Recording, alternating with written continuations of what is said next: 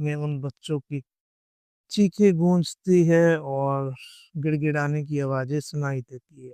दीवार पर उन बच्चों के शरीर के अंग वो किसी तस्वीर की तरह लटके हुए थे। यह देख उस लड़की की आंखें तो मानो फटी ही रह गई।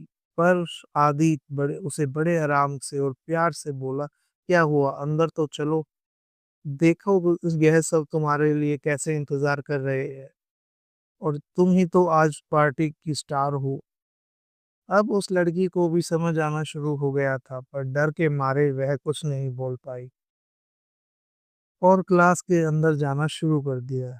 उस खाल वाले कालीन पर पैर रखते ही वह कालीन कांपने और हिलने लग गया और आसपास के सरों में से चीखने की आवाजें निकलने लगी।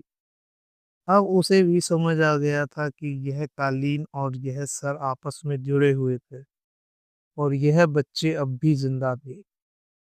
आदि ने फिर हंसते हुए कहा, क्या हुआ, तुम फिर अपनी जगह पर रुक गई?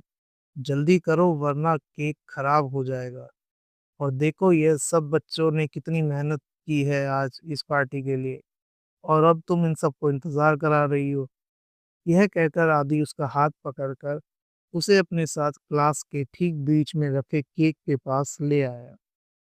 उस लड़की ने जैसे ही केक को देखा तो उसका तो मानो घिन के कारण उसे उल्टी आनी शुरू हो गई। वह केक उन बच्चों के खून और शरीर के बचे हुए हिस्सों से मिलकर बना था।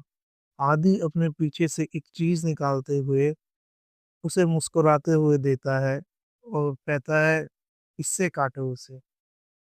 वह लड़की जैसे ही उस चीज को ध्यान से देखती है वैसे ही वह और सहम जाती है। वह चाकू उन बच्चों की उंगलियों से बना हुआ था। वह हाथ हटाने की कोशिश करती है पर आदि उसका हाथ दबाते हुए और हंसते हुए कहता है, जल्दी काटो इसे और फिर हमें पार्टी भी तो करनी है। आदि उसका हाथ पकड़ उस केक को काटता है। वह चाकू उस केक को छूते ही बिलक सा जग गया और उन सरों में से जोर जोर से चिल्लाने की आवाजें आने लगी। यह देख आदि ने हंसते हुए चाकू और अंदर से काटना शुरू कर दिया और एक हिस्सा काटते हुए वह हिस्सा जैसे ही उस केक में से कटा उसके हिस्से में से खून टपकना शुरू हो गया।